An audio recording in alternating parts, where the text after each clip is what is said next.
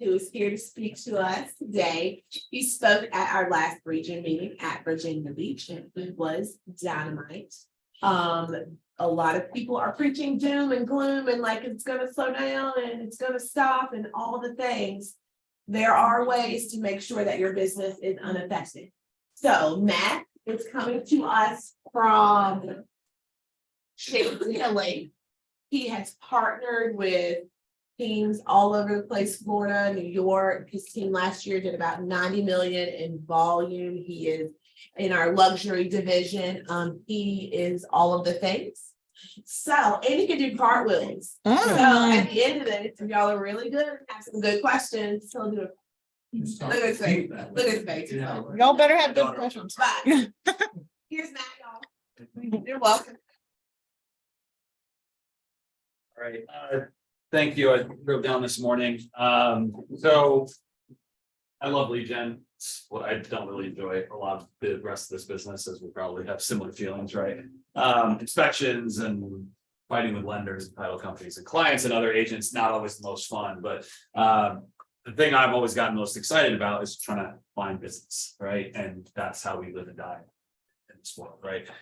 So yeah, my name is Matt Levia. I run the ML Real Estate Group out of Chantilly. I got in this business kind of at the end of 2017. Kind of do it part-time. I had a couple of family members that had some heavy finances, and I thought, well, they're going to buy something at some point. What a great way for me to make, a little bit of extra money on the side. And in 2018, I kind of was like, I sold my first house in 17, and I thought, well, that was fun. I can do that. So maybe I'll do a couple more. And then in 18, I sold like 9 or 10 houses that year. And I still remember the day. I think it was actually before I joined Keller Williams. I was with kind of a no-name brokerage in Ashburn. It was one of those brokerages where you would walk in and there was like just empty cubicles and the lights were off. There was nobody there. And I just remember going, what am I giving these people money for? Like, there's nobody here. The broker, I can never get a hold of her.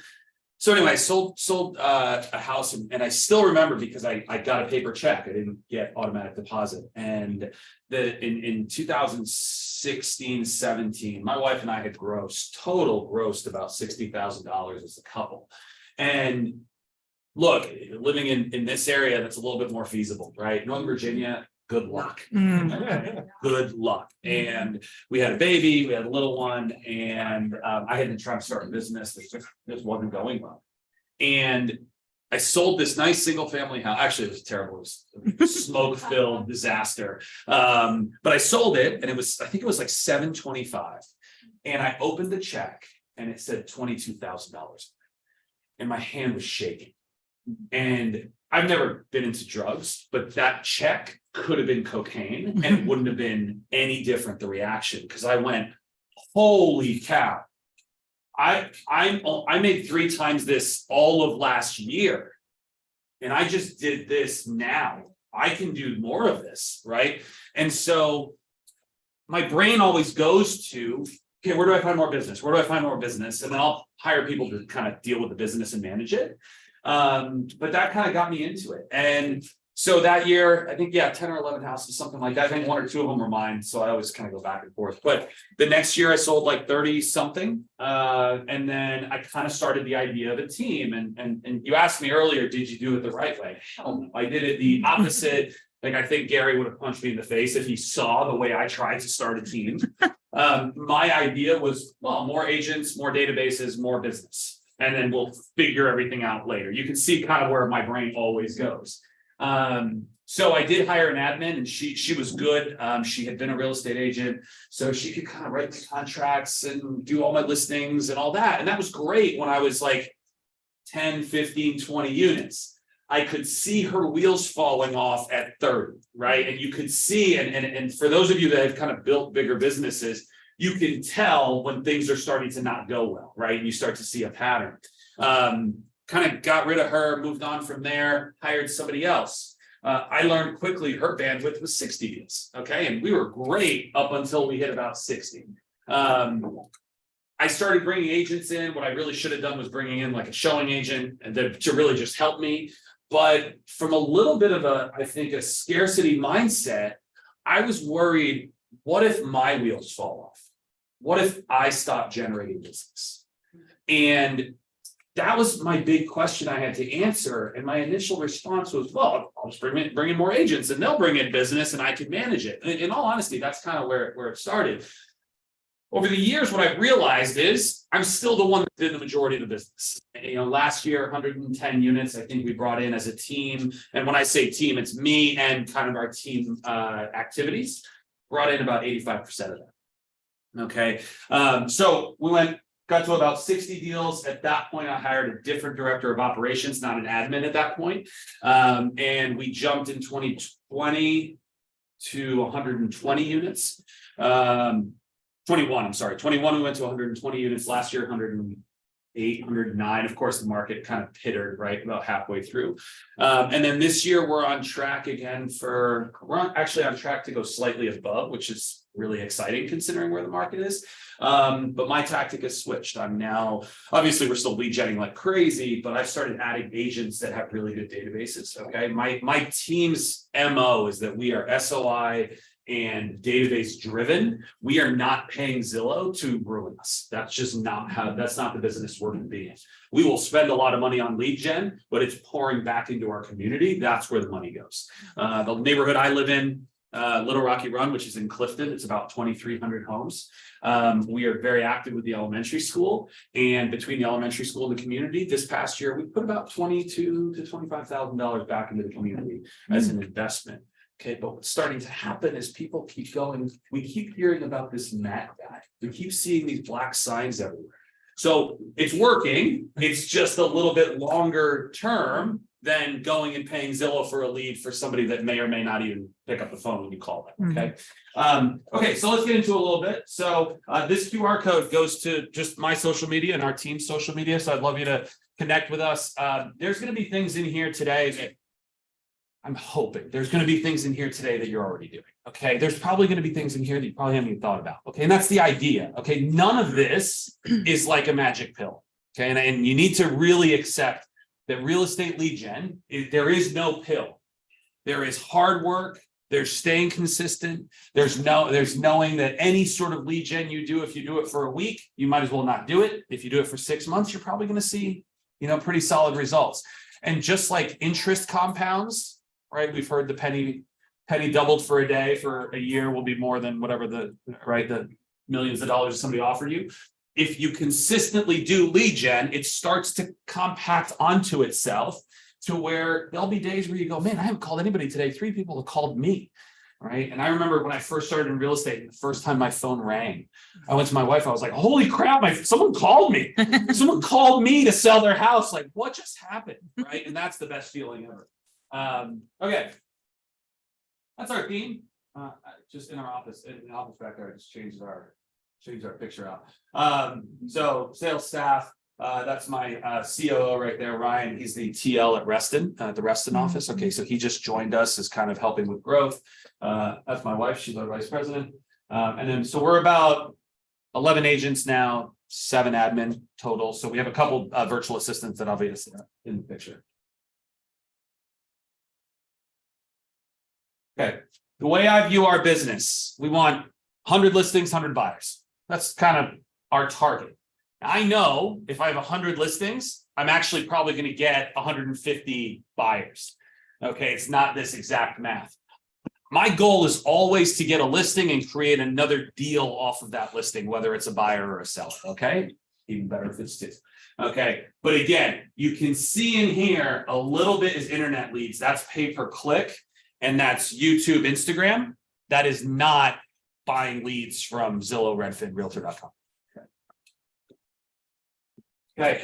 The goal today is to discover new ways to generate business, right? And I'm a big believer in bold. I've done 2. Okay, in fairness, I've done 1.5 bolds. I went into the first bold, and when I first went into bold with Scott Toombs. Does anybody in here know Scott? Yeah. So Scott was the director of bold for a long time in Maps Coaching. A lot of this business, I believe, is self-belief. Would anybody agree with that? Mm-hmm. Mm-hmm.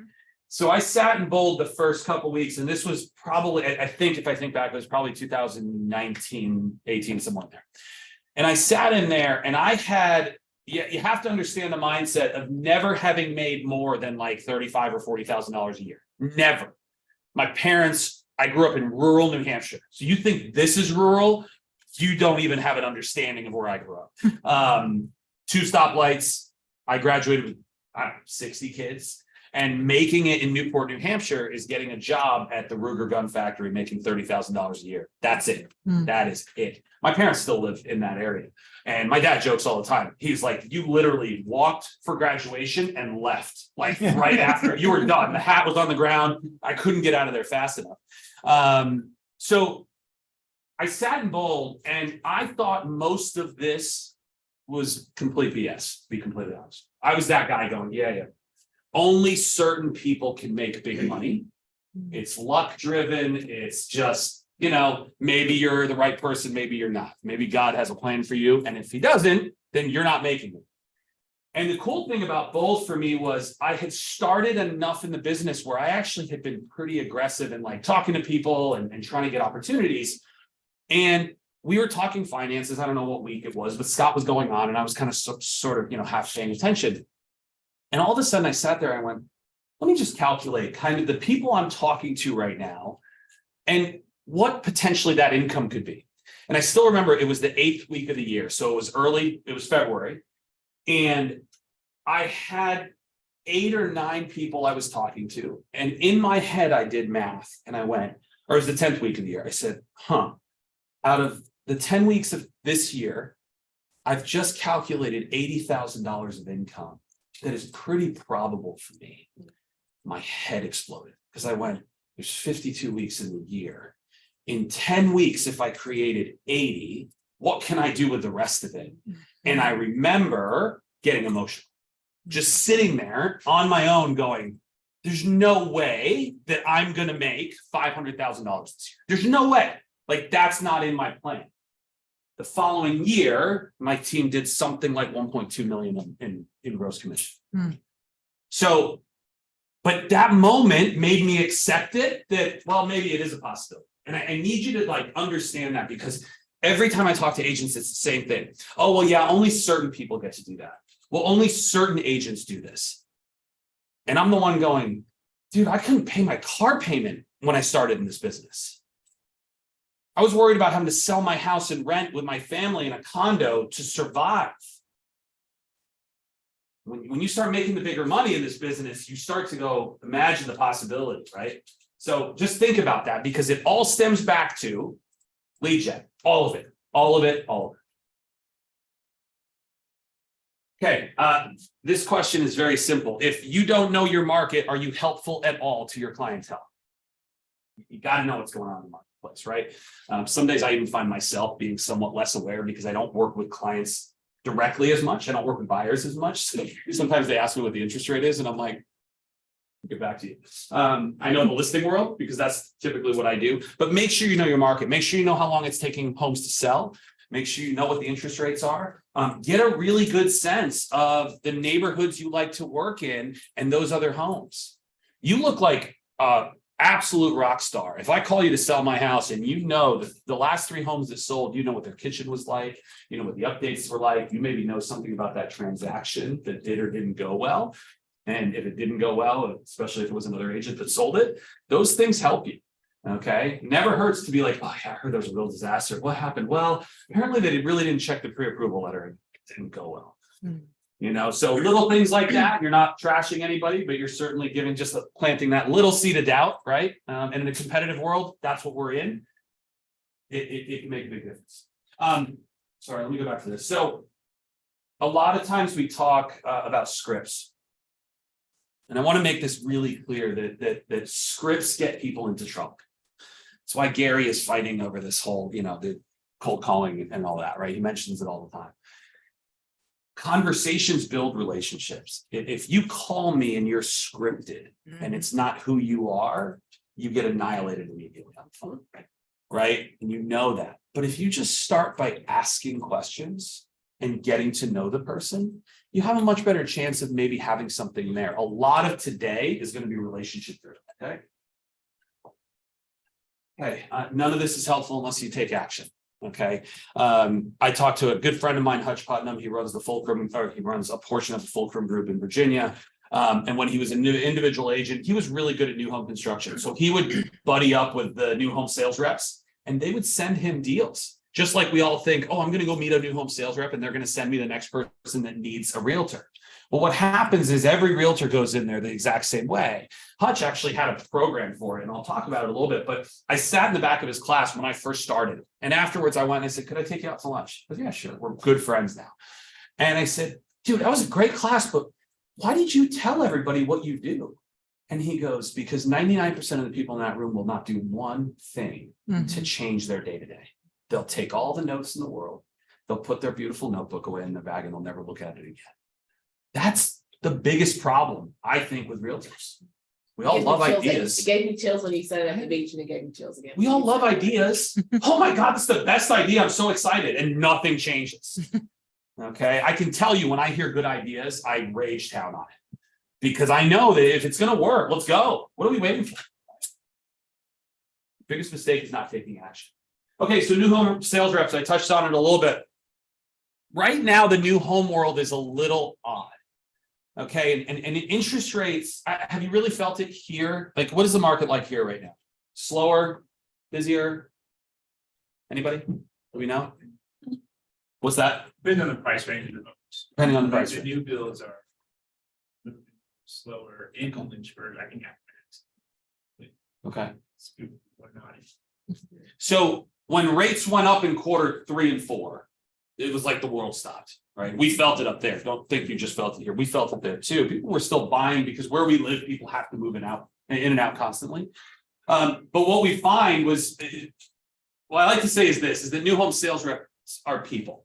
They're not computers, they're not robots. And getting to know them and actually building a relationship can and will be fruitful in the long run. Okay, little things like Hutch used to say this all the time. Like, I would know every new sales rep what coffee they like. And like once a month, once every 6 weeks, I'd stop by with your favorite latte. And did it turn into a listing that day? No. But when someone comes in and needs help or wants representation or needs to sell their home, needs a guaranteed sale, something like that, those reps, they didn't care about the other 30 agents that came in there and just gave their card out and walked away. They would call Hutch, right? Because they had gotten to know him. So I think in your area, don't be afraid to go build some relationships and know that that relationship is not going to pay you today. But 6 months from now, you're going to be really happy that you paid attention to that person and asked how their family was doing, gotten to know them, okay? Relationship based. Okay, Facebook A to Z. We all have lots of friends on Facebook. Some of them that are probably louder than we'd like, and we don't want to be friends with them anymore, right? Okay, so this is a really good one. My agents use it.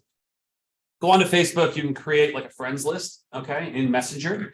Send everybody on there. Start A to Z, right? And maybe do like, I don't know, 10 or 15 a day. Send them a message. Don't involve real estate. How's your dog? How's the house? How's your ex-wife? I don't know, whatever, right? What you'll find again, and there's a theme here. The more you stay focused on the person and the relationship, the real estate just kind of shows up. Yeah. Everybody in your database is going to need to live somewhere. And you just want to be the person that is there to help them when they're ready. They're not always ready for you. But if they know you're there, you're going to be in great shape. Okay. Okay. Okay. I don't know the number here. In Northern Virginia, I'm going to guess it's significantly higher than 11%. Think about that. More than 1 out of 10 marriages nationwide ends in divorce. Okay.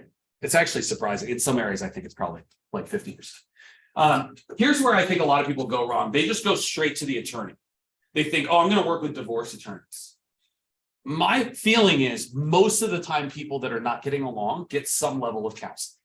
Right? They do. They try to talk to somebody that is going to help and try not to take sides. So one of the things I've done is I've started meeting some marriage counselors. I'm just there for them. Okay. Again, they may not need me right then, but they know this isn't going to work out. Right? If you're a marriage counselor and you have two people that are about to kill each other and jump over the table at each other, you know that that's not going to work out. Right? In Virginia, you have to be a year before you even get separated. So spending some time networking with marriage counselors, just letting them know, look, if you have a couple that it's clearly not going anywhere, get me in front of them. I'll give them some updates on just kind of where they would sit. Maybe we need to start downsizing and helping them, separate their home a little bit. We help with that. Okay. Just an opportunity to create a bigger net and a bigger spider web kind of for your business of people that think about you when they need some help. Okay. If I meet, what's your name? Joseph. If I meet Joseph, I'm not necessarily thinking, well, Joseph's going to have to buy or sell a home, but I'm thinking about everybody he knows. Right. And depending on what his day-to-day is, he might be the one to call me and go, hey, a friend of mine needs some help. Okay. All right. Apologize, my clicker pull is slow. Okay. I built my business largely on open houses. I built it on other teams' open houses that their agents didn't want to. Okay. One open house, I still remember this house. It's actually in the neighborhood I live in. That open house provided me $4 million in volume. One open house. I brought in a snow cone truck for it. It was one of those days like today, which is like 110 degrees. And all I did was I went on the community page and I posted free snow cones in this court. Didn't even say I was a realtor. Just come up and get free snow cones. A friend of mine had a snow cone truck. He charged me like, I don't know, $2 a cone. And I met 2 different couples there that transacted with me about $4 million total. The listing agent got fired the next day because they hadn't sold the house yet. I won. Okay. My belief in open houses is your opportunity to brand yourself. Every seller will ask the question, well, do open houses really sell houses? Sure, maybe. I don't know, but they make me look great. So we're going to go ahead and do it. Okay. So think about that. This business, I believe, has this, it's this, I don't know how to say it. It has 2 sides of the coin. Because yes, you're trying to sell the home, but you're very much trying to control the narrative of who you are as an agent. People will hire you or not hire you based a lot on your reputation. Would you agree? Yes. In a small town like this, reputations get around pretty quickly, right? Okay. Northern Virginia, it's different. It's more like community-based, right? It's more neighborhoods. That's what feels like our small town because there's 3,000 people in one 5 square mile area. But the reputation there can spread quickly. So if you treat open houses like your opportunity to control the community's narrative on who you are, you're winning. The house is going to sell if it's priced right and it looks good. That's why it's going to sell. Okay. You have opportunity to meet active buyers and sellers walking into that house. Okay. Neighbors that are thinking about selling will watch how you handle that open house. Don't be the guy or girl sitting there with your feet up on the kitchen table texting when people walk in. Go to competitors' open houses. Don't wear any of your stuff. Walk in, hat and glasses, and just see how they act. I had a listing years ago in Chantilly or Centerville, and the house next door was coming up on the market, and we weren't on yet. But I was like, I'm going to go to the open house. He didn't know who I was. It was an agent on a team. And I walked in the door, $800,000 house. I'm not kidding you, feet on the table, texting. Hey, brochure's over there. Okay, cool, thanks. Wow. Our competition's not that great, guys, right? I mean, it's just, okay. 90%, I'm sorry, and I'm not letting anybody in this room, but 90% of our industry are idiots. It is so easy to get a real estate license. You're just not competing against, I like to joke, we're not playing against the Chiefs every day, right? Playing against like the Browns and the Jets. There's always one. Wait a second. All right. The open houses. This follows open houses. Your signage game is how people are going to know you. Branding is something that I like to talk about because I get a lot of agents that will say, well, my brand is really important. And my response typically is, I've never seen your brand. Why is your brand important? Your name, you sell 3 houses a year. You don't have a brand. Marketing is like I put really nice pictures out, my flyers are good, my brochures are good, my web presence is good. Branding is a recognition of who you are without you being in the middle of it. Remember I said in my neighborhood, I'm getting now a lot of, I keep hearing about this Matt guy. Oh, the black signs. That's branding. My wife went to a brunch today with some moms. She was really excited about this. Oh. She called me, and at the table were 4 moms, 4 or 5, 2 from our neighborhood and 2 from another neighborhood, Virginia Run, which is a very similar neighborhood, but like, let's call it 3-4 miles away. But a lot of times buyers in Little Rocky Run and Virginia Run are the same buyers. They're just kind of deciding which one. And a mom sat there and she was like, "Oh, you're Matt's wife." And she goes, "Yeah." She goes, "People in Virginia Run are talking about Matt as the one that you need to work with if you're going to buy in Little Rocky Run." Jeanette was like, "What?" She called me. She's like, "I didn't know that," and I didn't know that. And I'm going to try to actually buy out the dominant Asian in that neighborhood too. So, conversation. But my point there is that's branding. Your name doesn't necessarily need to be your logo. I'm in Gary's top agent group, and he lately has been talking a lot about your branding now needs to be something that resonates with your clientele.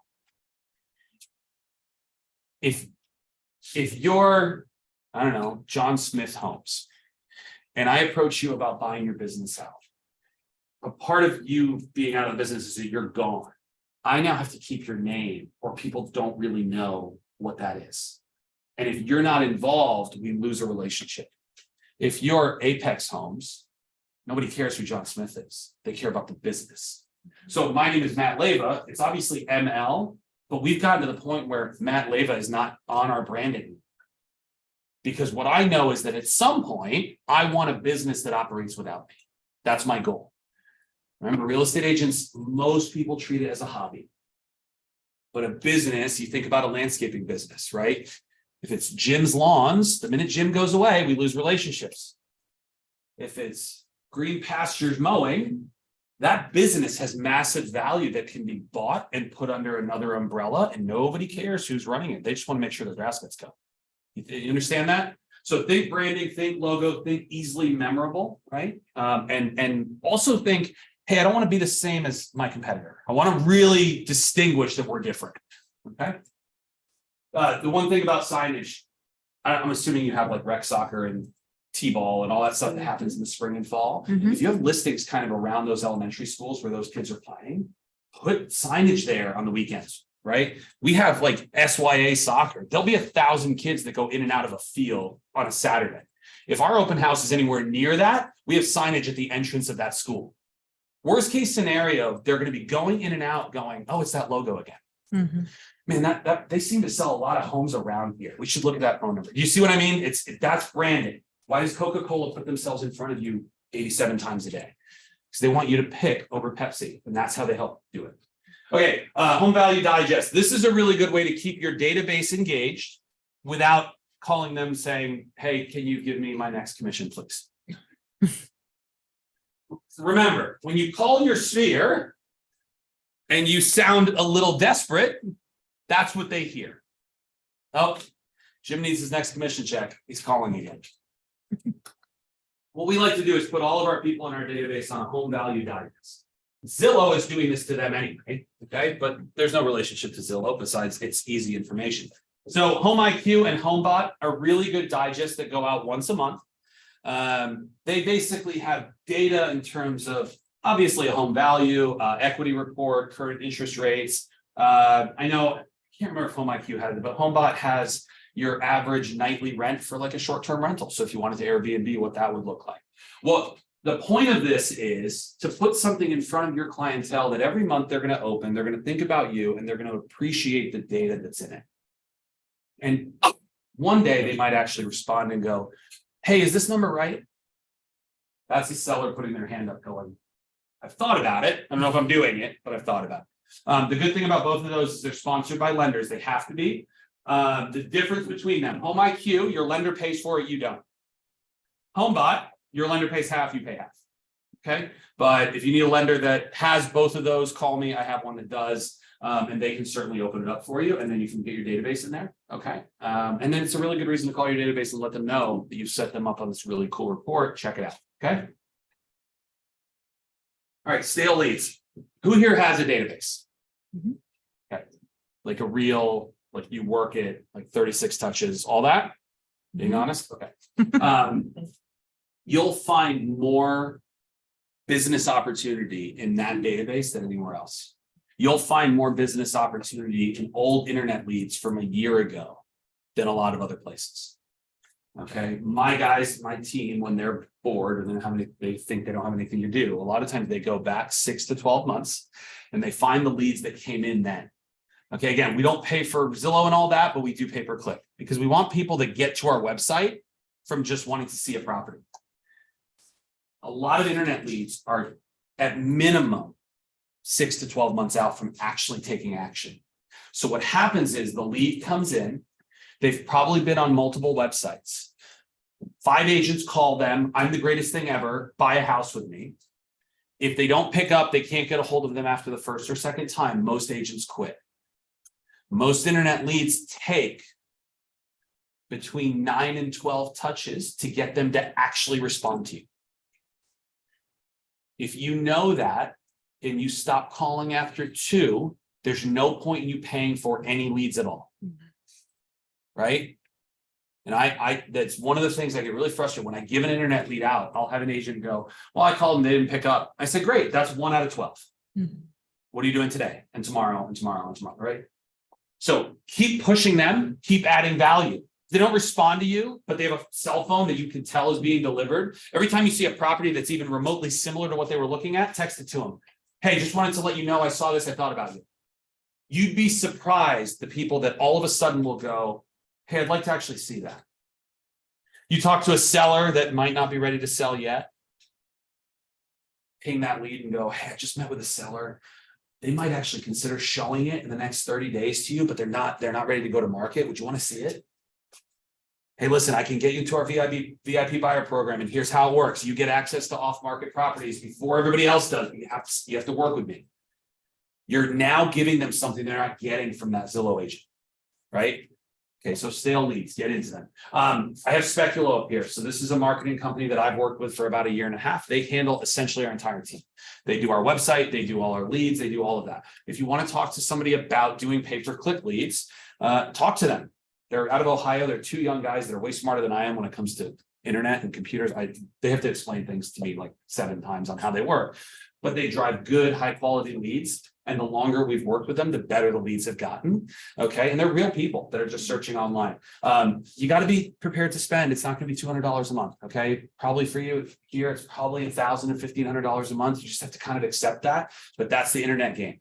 If you're trying to get into that and develop more leads and build a bigger database, that's what you have to invest to get into it, and know that a lot of those aren't going to buy right away. They might be 6 to 12 months out. Okay, but they will create a pipeline for you if you're really consistent about the follow-up and adding value. Okay, so that QR code just goes to schedule a meeting with Riley, who's the CEO. Do you work with renters? No? So anybody that says no, tell me why. Money? I guess I'm curious more of what that question actually means. Will you work with a tenant that wants to find a place to rent? You do, okay? Okay. And if you don't, that's fine. It's not a judgment. It's your business. I could care less what you do. That's your call. Renters, most of them want to buy homes.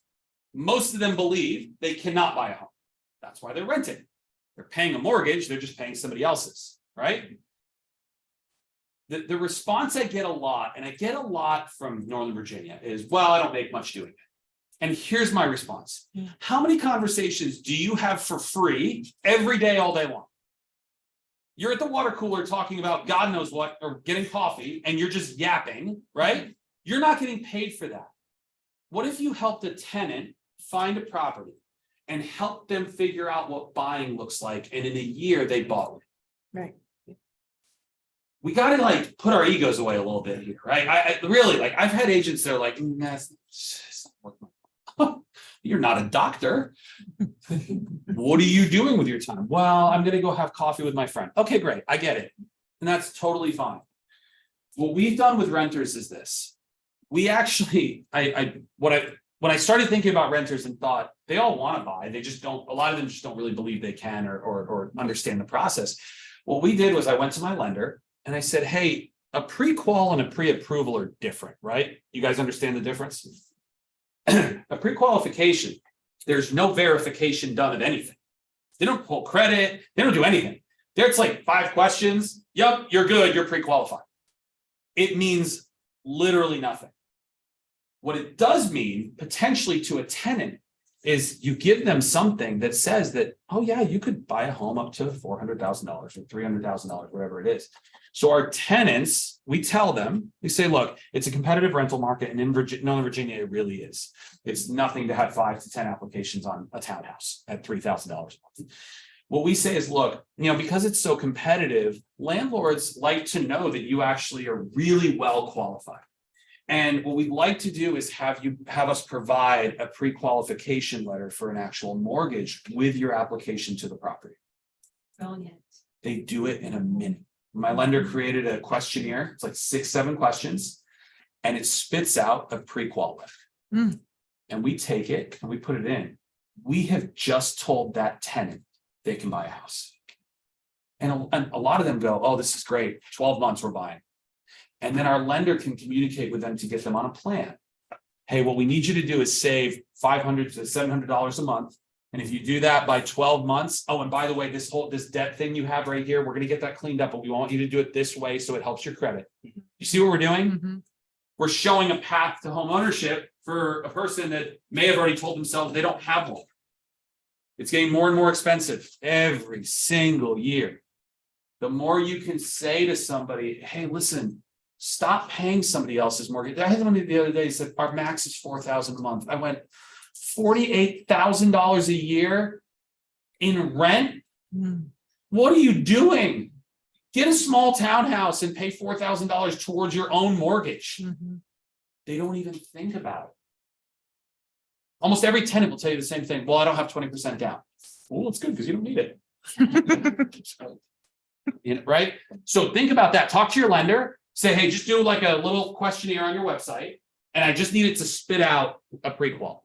And make sure it says pre-qualification, because again, it means nothing. That way, if they don't get qualified, they're not like, well, you said, well, look, nothing's been verified. You also told us you had an 800 credit score and you have a 500, right? We have a problem, okay?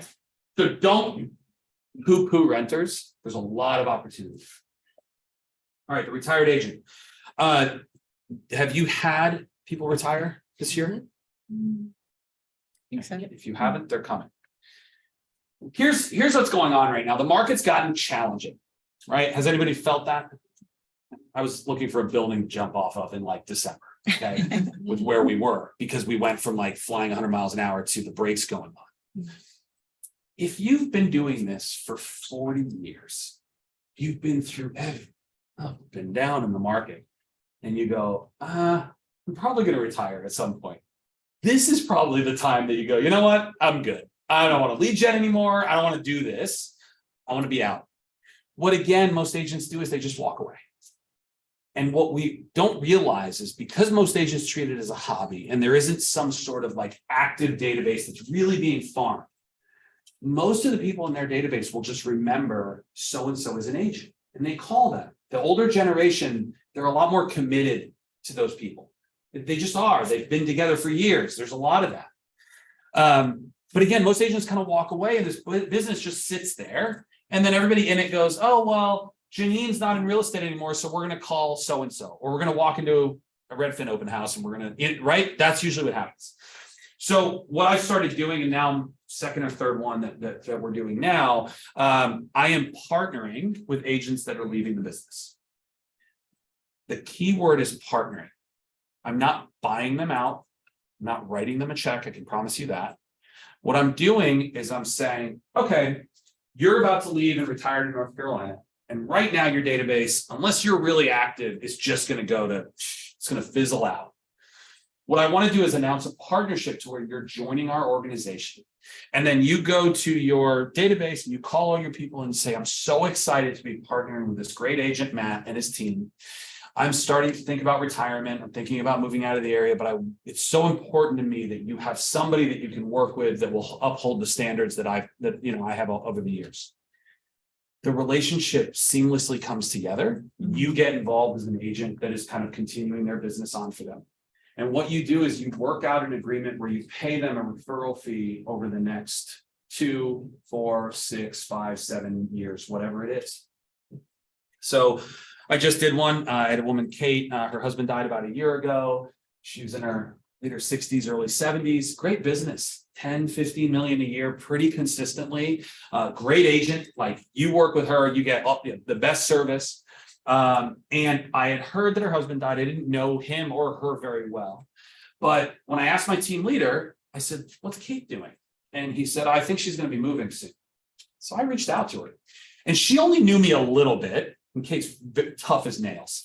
So I called her up. Hey, Kate. First, she didn't know who I was. She thought I was her contractor. Then that happened 4 more times after we talked the first time. But I called her and I said, hey, I was just interested as to what you were doing in the business. And she played tough as I expected her to do. She said, well, I have multiple people that want to buy my business. I said, great. Well, Kate, I'd love to talk to you if ever. And I literally hung up the phone. I was like, I'm never going to talk to her. 2 months later, she called me. And she said, I'd like to talk to you. I said, okay. And she said, and I want you to know that I'm calling you because you're the most aggressive. And I know that you're going to work really hard to make this work. I said, absolutely. So we met. And the agreement we put together is very simple, is that year one, I kind of did it where she was even still in her house. The deals that she had coming, I was like, well, I want that volume. I want the units. So, Kate, I'm going to give those to you. You don't pay $1. You don't pay a split. You just pay your cap to the office like you would, but they go under our sign. Our team will do the open houses. Great. So I'm creating opportunity for our agents to do opens. That's what you currently have coming, right? That's your immediate pipeline, 5 or 6 deals. Anything you create from here to when you move, we'll do like a 70-30 split, something like that, where we take a little bit just to help kind of some costs. Once you move out of the area, I'll give you for the first year a 35% referral, the second year 30%, the third year 25%, and that 25 will stay for the next couple of years. So we had a 5-year deal.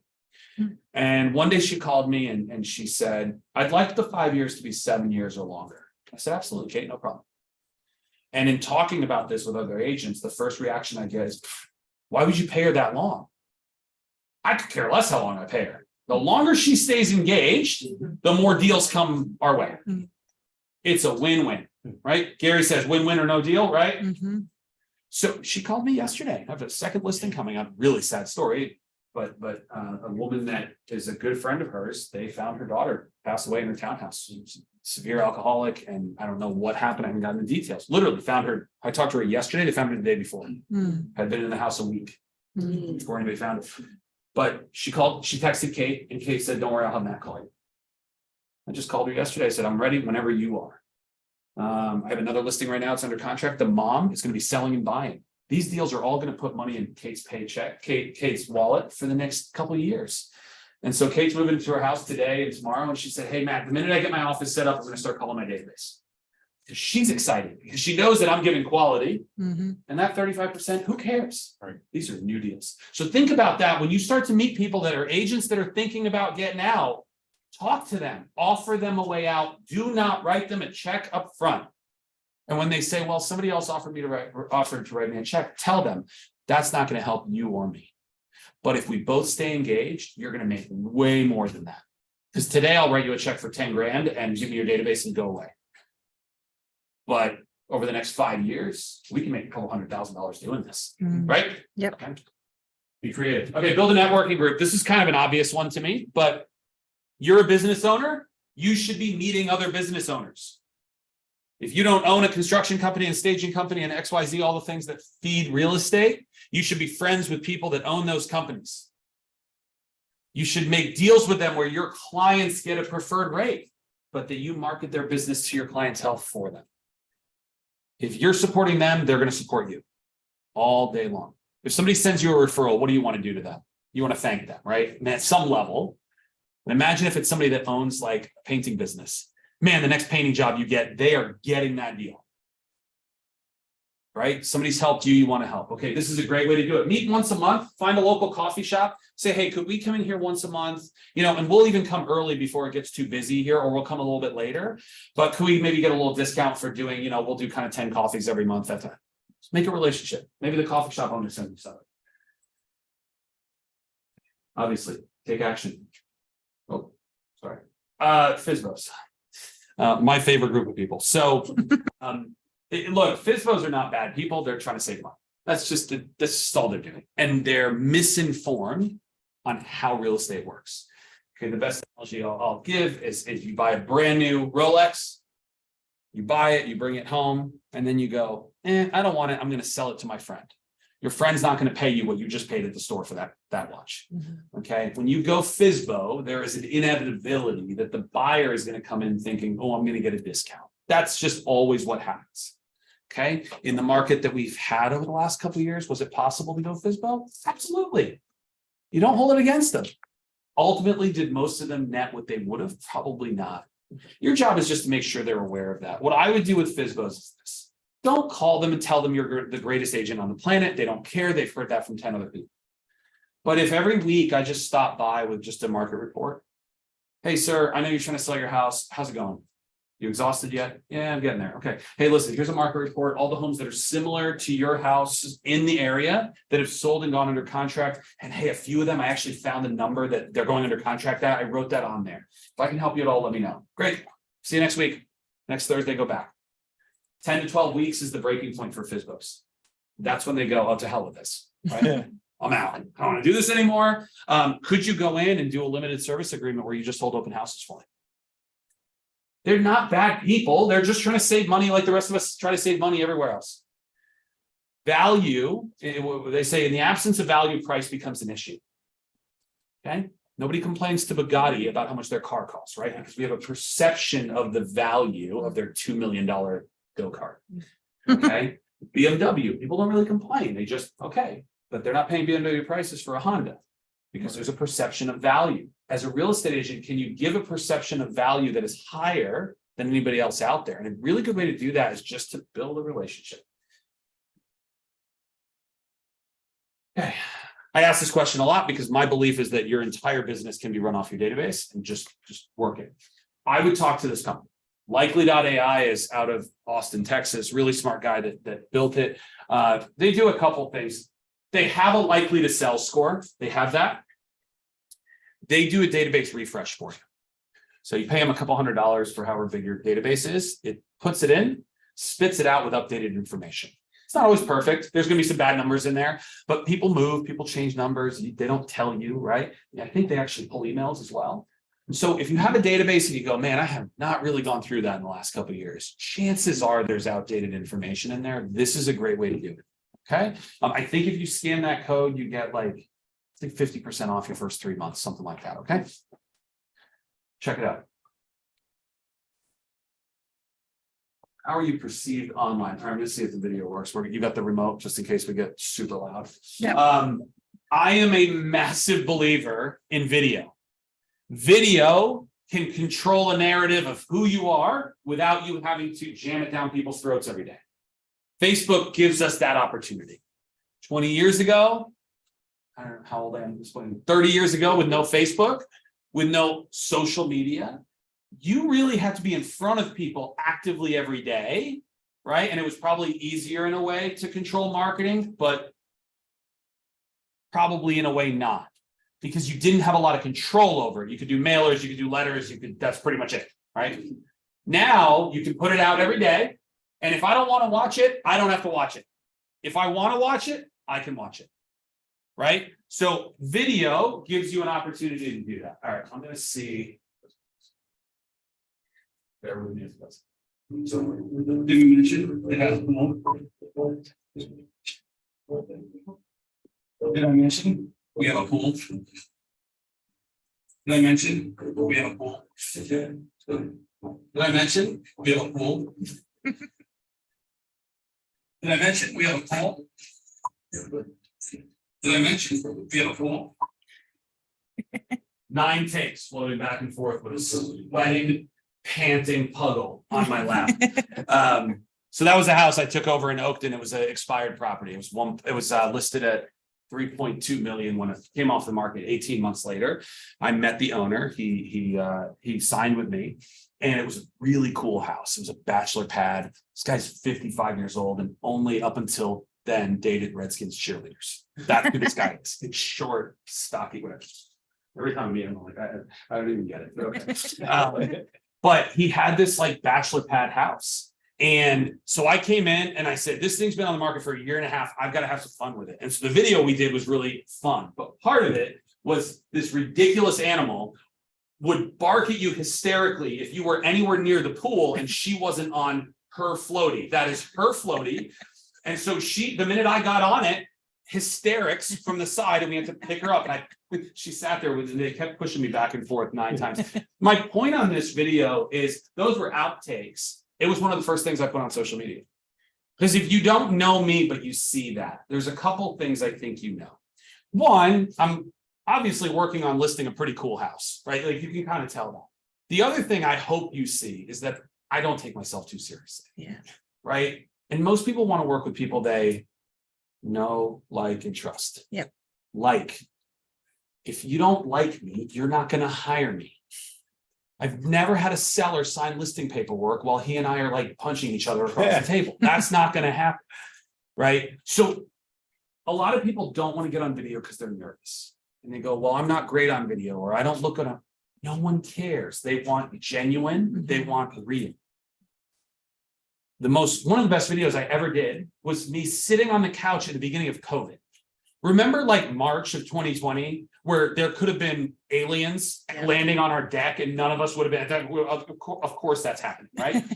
I sat on my couch with a hoodie, pondering life, and I did a video. I hadn't shaven in probably a week. I looked terrible. And I just did a video on social media and I said, look, none of us are sure what's happening, but what I just want to put out is that if you need anything, you just want to talk, call me. I probably want to talk too. Mm-hmm. I got more responses off of that video than anything I had posted in 6 months because I was real, I was genuine, I was kind. So remember that in real estate. Oh, I got a new listing. Oh my God, my makeup's not, who cares? Hey guys, I'm here on ABC Street and I got a new property I'm really excited about. I'm doing an open house on Saturday. Please come by and see it. That on your social media will get people engaging with you. And just wait for the person to go, we've been actually thinking about, could you help us? Personality is big in this business. Again, for me, Speculo does our video stuff. So anything, if you look at my social media, any of the videos put out on TikTok or all that, they handle it. I don't have to do anything. I send them raw footage and videos just get pushed out every day. Mm. So, sorry. Okay. All right. This is important. So, and apologies if you really like baking. Nobody is reading your emails for your recipes. That's hurtful. Sorry. This is what I typically get. This way. My pot pie is the best one, and I need to tell everybody. So I want you to think about content and what is helpful. Okay, emails have validity, and I'll go into them.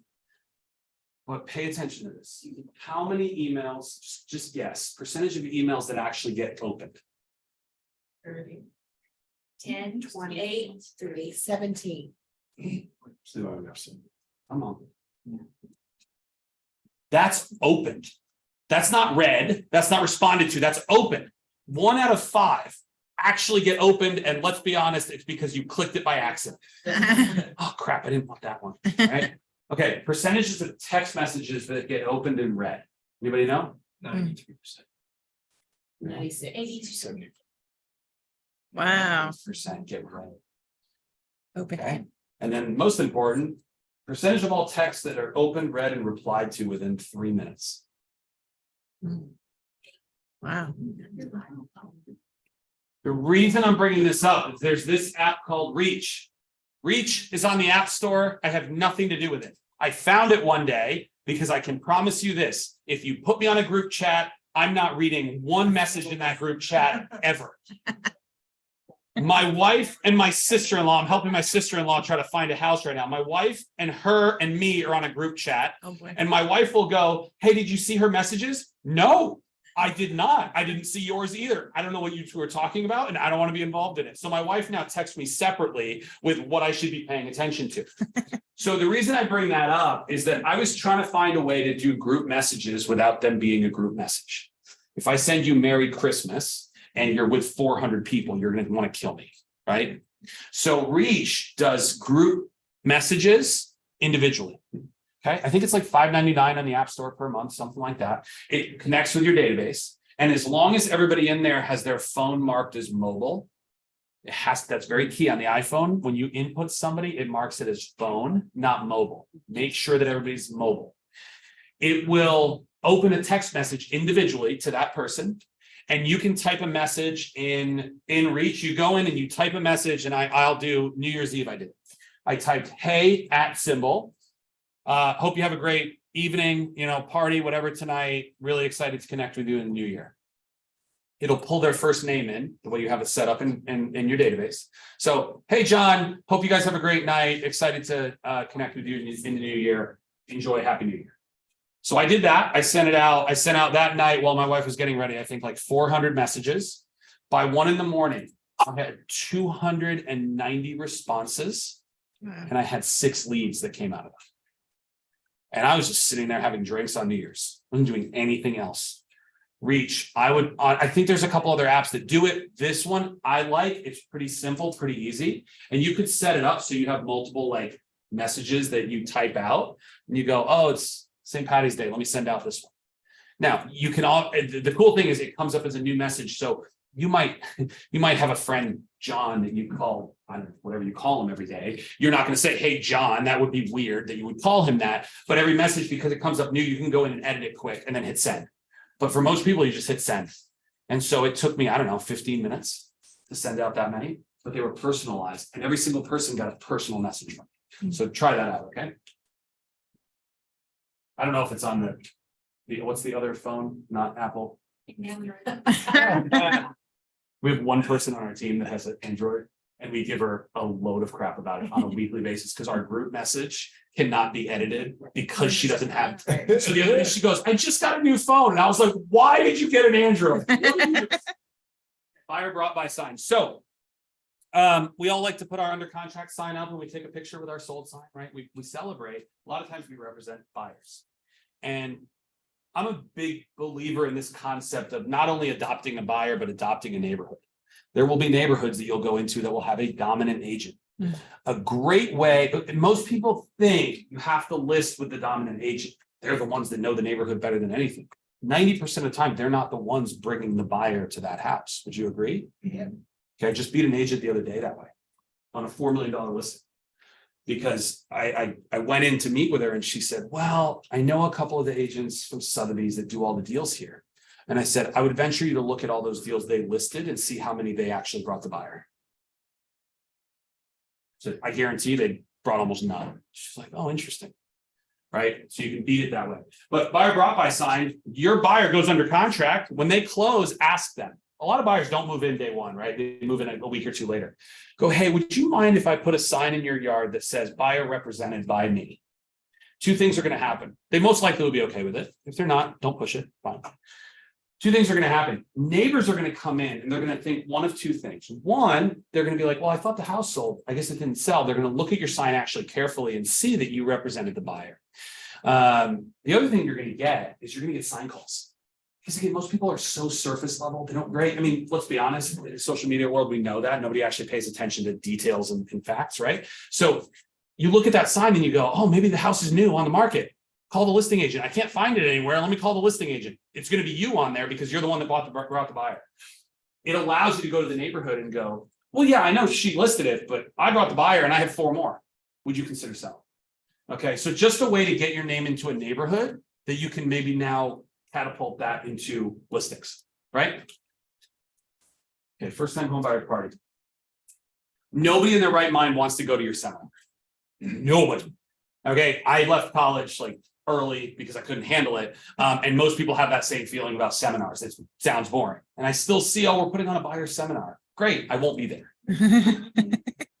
We have a lot of young people in Arlington, right? This is what everybody goes. They go rent in Arlington, right? They're all like hammered every Saturday. Right? It's just a party all the time. And it's like nobody, no adults live in Arlington. So what we did was we were trying to go after that market a bit of first-time home buyers. So what we did was instead of doing a seminar, we did a fun brunch on a Sunday morning at 11 o'clock with mimosas and Bloody Marys. We had 25 people there. They're hungover already, and guess what? They're going to brunch already. You just offer them a free brunch. Come on in. And so a couple stumble in, enjoyed their mimosa, and they listened to us. We actually got business from it. Make your events fun. Don't make it boring. Nobody wants to go. And it's not about you. It's just people want to get out of the house and do fun things, and they'll do it if it sounds fun. Okay, get your partners, get your lender, get your title company to come in and work with you. Okay, because that's a really good way to help pay for things. I know I have a lender in the room right now, but it's a really good way to help fund some events. Remember, your painters, your contractors, your home inspectors, they should all be members of your business.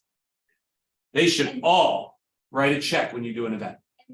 You ask the buyer, who is now the homeowner, hey, I want to throw a housewarming party for you. Great idea. Should I invite, get their names, their Mhm. contact information, send them an email and a handwritten Mhm. or postcard or something, then you have them, you Yep. have their people. Yeah, the housewarming party is a great one. We've just started kind of working on a few of those.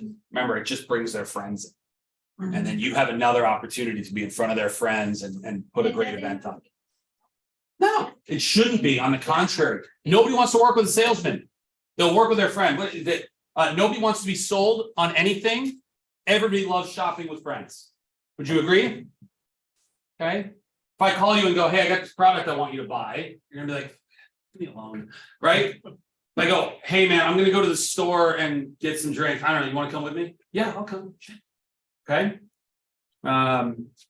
Think about that as you put on events and think about ideas of marketing. Just make it fun, make it entertaining. And then again, people don't want to be in a position where they're being sold anything. And you're a realtor, you're not selling them your house, you're helping them with achieving a goal. Right? Okay, buyer's remorse. This one gets a little touchy. I don't do this to Keller Williams agents. I will tell you that. People buy things and then regret them. Have you ever left a car dealership going, what the hell did I just really just spend this money on this thing?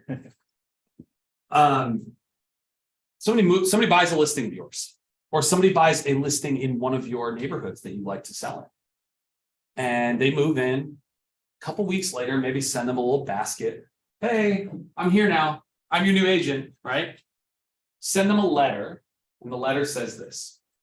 Mr. and Mrs. Buyer, we hope that you absolutely love your new home.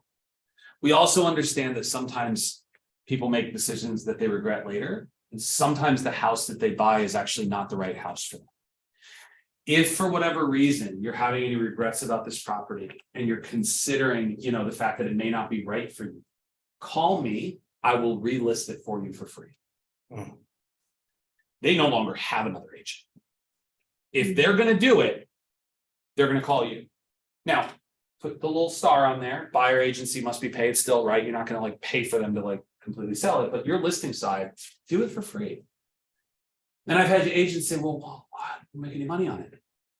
You're going to have a signpost in the yard. You're going to get to do an open house. You're going to get to door knock. You're going to blah, blah, blah, blah, blah, blah, opportunity. And you're going to help solve a problem for somebody that will probably buy with you at that point, right? So it's a buyer remorse letter. Okay. And it's a buyer adoption is what we call it. Buyer adoption is when someone buys a listing that you did not, or that either you sold, but you didn't represent the buyer. And now your goal is to adopt them as your client. I had somebody the other day, he's working with actually a friend of mine that runs a great team. They bought one of my listings. I made the point of one day they were coming from a walkthrough for a walkthrough with a contractor to do work in the property. And I was there just to answer questions. But I had a good amount of time to talk about the neighborhood, the fact that I lived there, blah, blah, blah, blah, blah. So they closed. 2 weeks later, the owner, the buyer, called me on my cell phone. He goes, hey, Matt, so-and-so, a tree fell in the backyard. What do I do? I'm like, well, I can send you a tree guy. I don't have a chainsaw. I'm not coming over. But I helped him with a couple of things. And he made this comment. He goes, yeah, so-and-so, his old agent, it's a great guy, but you're the neighborhood agent. When they sell, we're selling that house. Okay. So it's just little things you can do subtly that don't necessarily piss off your counterparts, but that you can kind of place something in the mind of the buyer that maybe you're the person they should be calling. I actually have right now a buyer that I'm still not 100% sure she's real, but she came to see a listing I have in McLean that's listed at 6.2 million. And she came with an agent that she met in an open house. And this agent was a clown. The minute he walked in, I was like, oh my God, this guy. After about half an hour in the house, I had taken over the showing because it's a big property, you know, those big properties, you tend to show it as the listing agent. And I just started talking, and every time the agent would say something that I thought was stupid, which it was most of it, I watched the buyer and I could tell that she would roll her eyes when he opened his mouth. And so we started talking, and she was sitting looking out the window, and the agent asked me, he goes, "Oh, he said, you've grown a big business in a couple of years. How'd you do it?" And the buyer said, "I can see how." And I went, "Bye, man, you're done." She's my buyer now. She's buying between 10 and 15 million. Wow. And I didn't have to say one word aside just value from me. And the minute she said, "I can see why," I was like, "Oh, I got it. It's over now." Sure enough, 2 days later, she called me directly. She said, "I don't want to work with him. I can't stand it." She hasn't bought the house I wanted her to buy. My listing, that's still there. But, do you guys have wholesaling here? I think you do, because I see properties in Lynchburg that pop up. So does everybody, okay. Do you understand what wholesaling is, everybody in this room? And if you don't, it's okay. Okay, wholesaling is it's very simple. It's a middleman. If I'm a wholesaler, I have no ethical standards. Now, I'm just saying that, and that I'm not a licensee, most likely. I just have we as realtors have ethical standards, right? If a house is worth something, we need to tell the seller, "Hey, this is what it's worth." The wholesaler, let's say you live on Main Street, and your house is decrepit, and the grass is 8 feet tall, and the windows are broken, and you still live there. If I'm a wholesaler, I knock on your door, and here's what I say. Say, "Hi, ma'am, I know your house needs some repair. Are you going to be doing any work on it? What do you want to do?" "No, I just want out."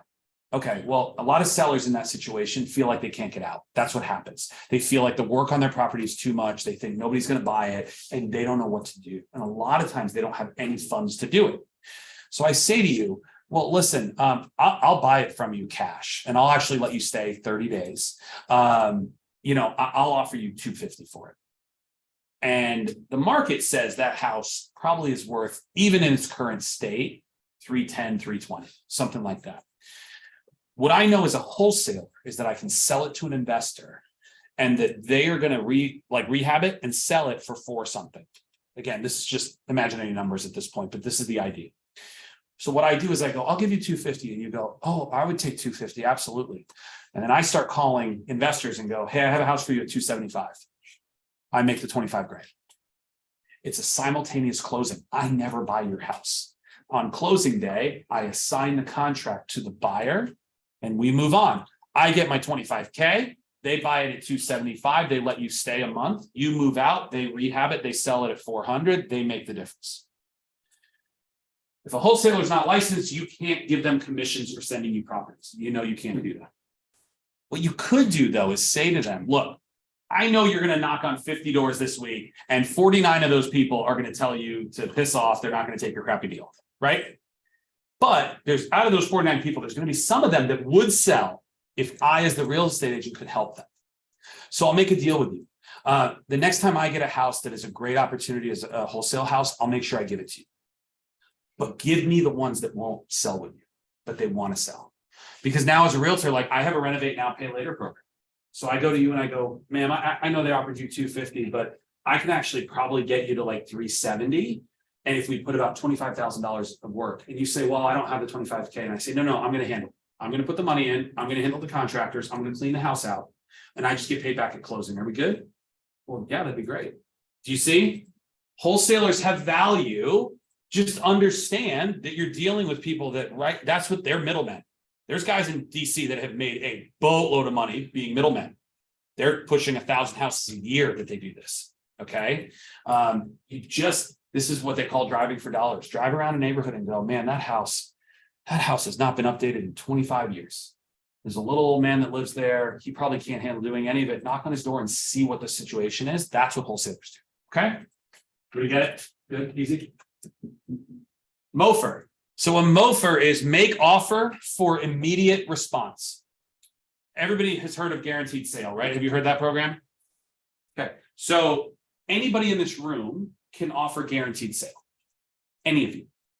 Key is to have some paperwork that the seller signs to make sure that you're protected.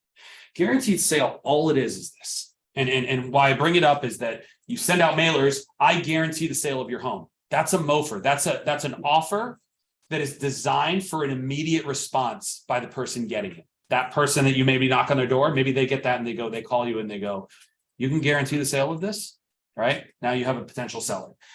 You can come up with different things. There's different things people do. Have you guys heard of 72 sold? That's a MOFR. Okay, that's just putting it out there, expecting people to call and generate a lead. Think about your market. Think about what problem people are having right now. Send something out that gets them to call you. But remember, if you send one out and you get bored, you might as well just light that money on fire in a trash can. You got to do it for 12 months, 18 months. Then you start to get a return. Okay, don't get bored with your farming. And that's part of farming. Make offer for immediate response. Home builders. So I know in Northern Virginia, and I'm assuming we're pretty similar here, there are builders that are nervous right now. Builders 2 years ago were buying up every piece of property they could find. Everything. Every house that looked like we should just light it on fire, they were buying it. And they were paying whatever they could pay to get it because they thought, oh, the good times are going to last forever. That usually is a trend, right? When people think that, it usually ends fairly quickly. What we're finding is we have builders that have an inventory that they're paying for, and they're nervous about building because they're nervous about potentially selling.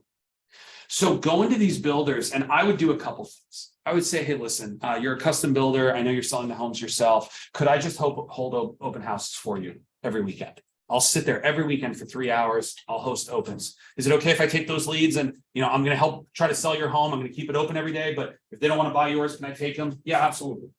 Okay. Hey, do you have inventory you want to get rid of? Because I'm happy to call every builder in the area and see if they want to buy one of the houses that you own that you don't want to hang on to right now. Call them. Builders are nervous. And as rates continue to go up, their expenses are higher and higher and higher. Most builders are not buying these things cash and sitting on them. They're financing them. Think about that monthly expense every month. All right. Okay. Be a solution for them. I've talked about community events already, but do you guys have any kind of good sized neighborhoods here that are, yeah, you do, right? With pools and all HOAs, all that. There's a couple things you can do. You can go to the board and say, look, I'd love to sponsor, April through October. I'd love to do once a month. I'd love to do an ice cream truck for the neighborhood. Could I do that? I'm not asking the neighborhood to pay for it. I'll pay for it. There's an agent that I know, she's out in California. She does it in her neighborhood. She has 89% market share. And the first Friday of every month, she has a notebook. And to get ice cream, you have to check the notebook and make sure your contact information is right with your house. She said she has 94% of contact information of the entire community. Now that's her farm. Okay. She doesn't talk about selling houses when you're getting ice cream. She just, no, hey, enjoy. But then people will call her. Okay. So talk to your community about that. We do stuff with our elementary school. Again, we just signed on to do their open house. We're bringing a snow cone truck in. You got to invest money in this. It's not going to be for free. Just understand that. But you don't necessarily have to invest a ton of money. It doesn't have to be thousands. You do it right, you can do something fun and exciting for everybody without it being a boatload of money. And again, involve your partners in it. Okay. Okay, teach a small business class. If you were to open a dry cleaner today, what would you do? What would you read? What would you figure out on how to scale that business? I have no idea. As part of Keller Williams, we have the Bible on how to build a business, and it's called the Red Book. You have the Bible when every other company promotes it to their agents. You go to Century 21 and they have the Red Book sitting on, right? You have that. Most businesses don't have that. It's very hard to figure out, if you had a dry cleaner, how would you go to 10 locations? Huh? I don't know. How would I get more business from communities? I don't know. You can start a class. That's actually what Gary did in Austin when he started teaching to small business owners on how to build a business. Building a business is building a business. Doesn't matter if you're selling hot dogs, houses, cars, t-shirts. There's a model. You can bring in a financial advisor, a CPA, a marketing firm. They'd love to come to you for free and talk to 10 or 12 business owners from your community. You get a CPA in there, you know how many CPAs will talk to their clients and the clients will go, hey, I'm buying a house this year. My CPA every once in a while will send me a buyer that they have somebody because they're doing 1031 exchange or whatever they're doing. Matt, we need somebody to help them find another investment. Okay, so we rope people into a group, into a community, and then we farm that group the same way we would do in a neighborhood.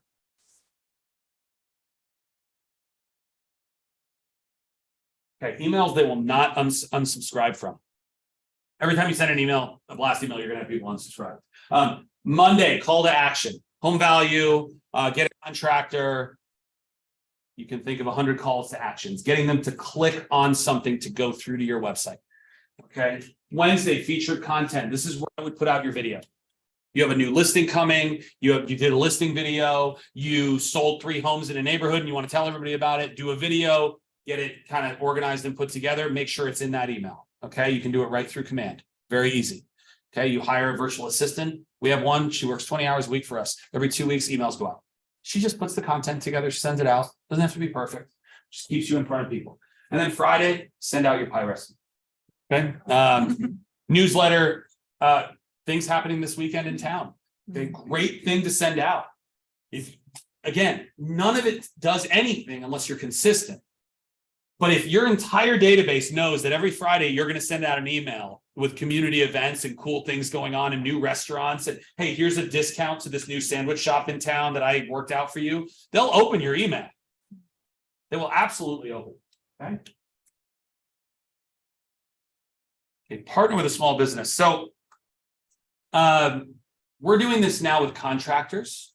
Specifically, we started with an HVAC company. I'll give you this. So every year, right, in October, November, HVAC companies will come in and check your heating system, right, and just tell you that it's working fine or it's not. In March, they'll come in and check your heating system or your cooling system, right? So what we've done is we've gone to one of our HVAC companies. It's a bigger one, and they offer that service. It's like they call it a service plan, right? Or their yearly checkup plan. They literally don't fix anything, but it's like $150 a year. It's not a lot of money. What we've done is we've approached them and said, we want to give every one of our buyers your service plan for 1 year at closing. We're not paying for it. When I met with them, they said, Matt, it costs us between $800 and $1,000 to acquire a client. Absolutely, you can have this. So in our closing baskets now, we put a little thing. All you do is you contact them or they reach out to you and they say, hey, we just want to get up your service checkup schedule. Okay, call your landscaper. Go, hey, every time my clients buy a house, I want you to do the first cut for free. $20. You don't pay it. Don't pay them for this. You're giving them business. But before you do the cut, I want you to call them and see if there's anything else they want done. Most people buy a house, right? It probably hasn't been mulched. It probably all that stuff, right? So Eric now will call our buyers and say, hey, I'm going to be by next week to do the first cut on your property. While we're there, is there anything that you noticed that you'd like done? I can give you a quote for it. While I'm there, I might as well do it. Okay. And we'll have buyers that'll say, you know what, there was a tree in the back. We were really hoping to have that trimmed and we'd love to just get some mulch done. Great. It'll be $250. If you just leave the check, we'll come by and grab it. We're helping his business. He's helping our clients, and the clients love it because the last thing they want to do is move in and start doing yard work, right? They want to move into their house. So think about that again. The people you know, what services can you provide that they'd be willing to offer for free that helps you look phenomenal in front of your database? Okay. All right, last one, and I'm going to just leave you with this, and this is a different video that I did. But again, I want to show you this one. This was a house that I actually sold off market. The buyers never moved in. It was a $2.3 million house in Willisford. I'm not sure if you've heard of Willisford up in Aldi. But they never moved in. And they called me, they live in Boca, and they were like, yeah, we're just sell it. Okay, great. So when I sold it, the wife called me, she goes, look, the least you can do for me is a video, because she knew my videos. So I called my photographer, said we didn't even do pictures, but we said,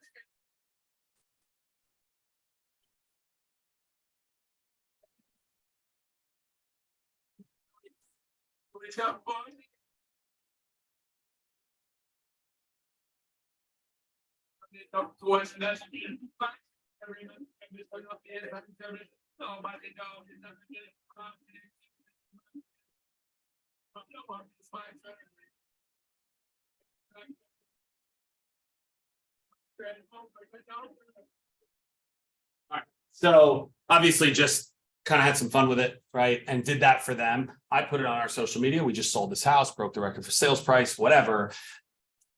My hope is that potential sellers see that and go, he seems like a lot of fun, right? He does really good video, really high quality. Okay. And again, I think a little bit more of like framing imagery. Okay, the last question to you. What 3 commitments are you going to make to change your day-to-day? If you sell one house every 2 months, what's it going to take you to do one house a month? Double your income. It might be things that you've thought about for the last 6 months, like, hey, I got to do that. I really got to start door knocking. Okay, I really got to start making phone calls to the neighborhood. But write them down and commit to them, because it will just, nothing will change. You know, and if you feel like you're not leveraged well and your business is busy, but you can't do more things, stop worrying about every dollar of commission and hire somebody to help leverage you. You know, a friend of mine runs a big expansion team, and we were talking about expansion. He said, and I said, why do people join you? He goes, because every agent that, you know, is on their second client a month, all of their systems are done at client number 2. They all go out the window. Because again, people don't want to really give up dollars, right? I get that. But if you're doing things and you're growing and you're at your max, it means you're not leveraging. Okay, hire a virtual assistant, go to call cyberbackers, right? And just say, well, you know, they have everything you need, they have it. They'll train them for you. They literally will train them for you. Transaction coordinator, RTC for our team, lives in Vietnam. She's the last person I would fire on our team. The last. She's amazing. And I have people go, how is your TC virtual? I don't know. She's really good at it. That's all I care about. She's like a robot. You ask Lizette, I need you to do this. She goes, yeah, okay. You can barely hear her on the phone. Okay. She hangs up the phone. But everything gets done. She costs me $1,500 a month. She's 40 hours a week. Leverage is everything. Okay. So I think that's what I got for you. Thank you guys for coming, and questions, please. Yeah. Any questions? Thank you. Yeah. Um, While you're doing this, would it be okay if everybody just took a business card and passed it to the middle? I'd love to just stay in touch with everybody, and just, you'll probably hear from me. I'll just send you an email and say hi, but if you need anything, we're here. Please. So my question is, you touched on one of the pain points. Lynchburg is a loyal town to their agents, even if the agents aren't loyal to them. And so when you run into the objection when, you know, oh yeah, well, you're great, love you, but we have an agent, we used him 15 years ago, he worked with my mom. And you know the person is a clown, and you know they haven't talked to him, you know, forever. I struggle with how to follow up with that, because you don't want to be that person, you know, and go behind the sign or, you know, talk negatively. And you only have that one chance in front of this client, because they're not going to return your phone call, you know, later on. I do follow up with text, like, hey, just making sure that you know, gotten connected and that you're able to see, getting the service that you want.